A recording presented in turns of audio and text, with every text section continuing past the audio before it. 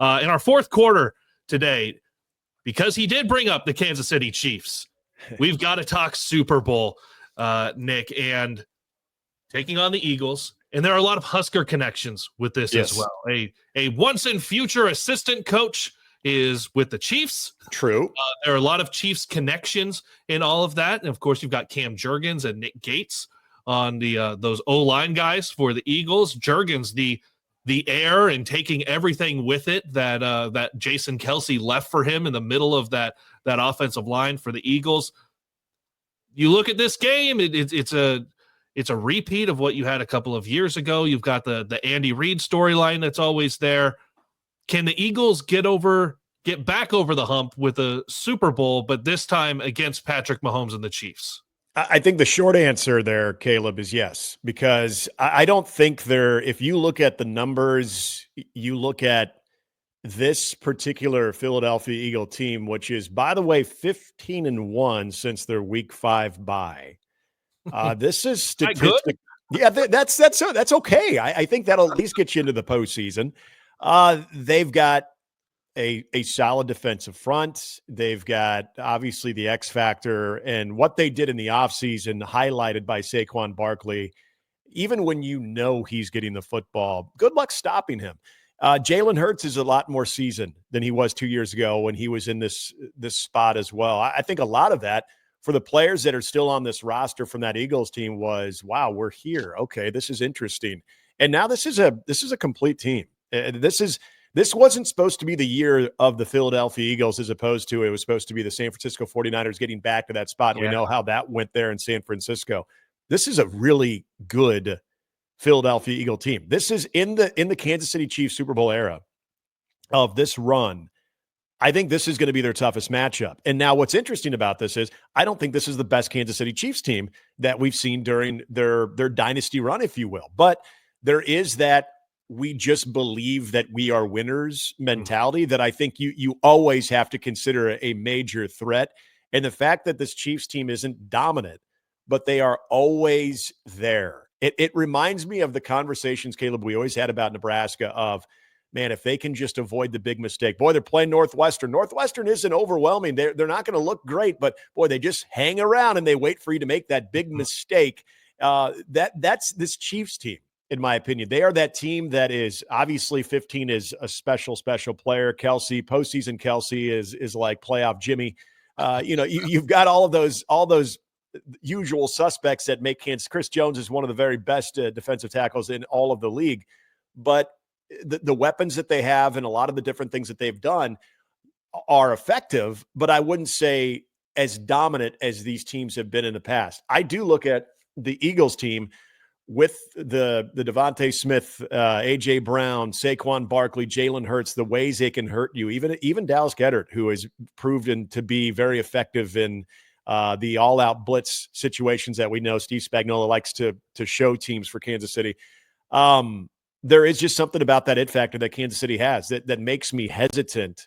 But I do think, without question, this is the best team that the Chiefs have played in the Super Bowl era. I don't think there's any debating that. The way that the Eagles come into this game, they can hurt you in a lot of different areas. My biggest concern, though, for the Eagles would be, and we mentioned a former Husker too, is Cam Jurgens, that overall health on the interior of their offensive line. To me, that is going to be a big question mark in this game. But everything else, I think the matchups are there for the Eagles to end this run for Kansas City. You got to be healthy to get that tush push, of course, in the middle. That's right. And for the Chiefs, no team has ever won 3 consecutive Super Bowls. Mm-hmm. So they're like on both sides of it. That's the history working against them, but the history of this Chiefs team in the playoffs, especially with Patrick Mahomes, who I believe is undefeated in like one-score games in the NFL playoffs, which is unreal, right? To have that kind of success, because it's like one player makes a big difference, but ultimately it's a team game. And you talk in a lot of football, people talk about it being the ultimate team game, and you got to have all 11 guys pulling in the same direction. But that's tough to do on any team, no matter how great everyone is around you. For by the way, the Eagles also have O'Shawn Mathis on their practice squad. Yes, they do. Nick Gates was there too. Yep. Yep, backup guard. So yeah, there are so many connections going into this game. I want to ask you this because I've argued with people about argued with people about this. Do you think the Chiefs are as hated as prime Patriots during their dynasty with Bill Belichick and Tom Brady? Ooh, that is a great question because I think aren't we prisoners of the moment? Yes. So the easy answer would be yeah, they are. There is a couple elements to the Chiefs part of it that I think maybe irk people a little bit more, and that is the amount of stars that have jumped onto the Chiefs bandwagon. Obviously, there's the Taylor Swift connection, and we got to show Taylor. But I don't know her. I'm sure she's a very nice lady, but Brittany Mahomes seems to drive a lot of people crazy too, and she seems to get under people's skin. And now you got, which I know everybody loves, Caitlin Clark from just what she represents for, just class athletes, but Nebraska fans, they're not huge fans of Caitlin Clark because of what she did against Nebraska. And now all of a sudden she's on the big Chiefs bandwagon too. It's just like anybody who's anybody is all part of Chiefs Kingdom. And so it does get nauseating a little bit. So maybe the external factor with the amount of people that are jumping into the Chiefs Kingdom, maybe it makes it a little bit more tiresome. But gosh dang, man, when the Patriots were at their fever pitch, people hated Tom Brady.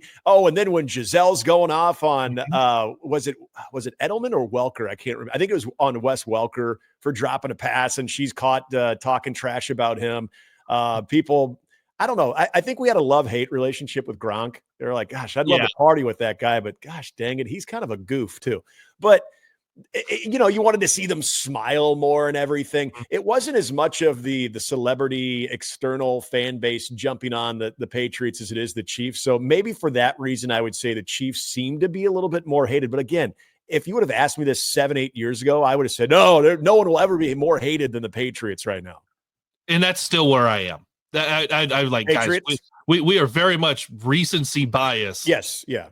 And I know there's people and most of the people that I've argued with this are younger than me, which that's becoming a lot more people by the day as I age greatly. I'm with you. But I'm saying you may have thought you lived through the Patriots because you were 7, 8, 9 years old. There was a hatred that extended to the friggin' playgrounds at school. Well, and the cheating too, and all the things they were getting away with. Yes. All right. Who do you got in the game on Sunday? We'll go with that. I'm going to go with history in this one. So I am going to take the Eagles. I think the Eagles are just a really good matchup. And I think as long as they don't turn the ball over, and they've been plus 27 in the turnover margin right now since that bye week as well. So I'm going to say the Eagles do not make the key mistake, and I think they win this one. I'm going to say it's an exciting one. I'll go 33-27 Philadelphia Eagles win. I will go history, but the other way. Three-peat, the Chiefs finally figure out how to get it done 3 in a row. Travis Kelce announces his retirement in the postgame as he's yelling something about partying into a microphone that nobody can actually understand. Very WWE-like of him. Yeah. Yes.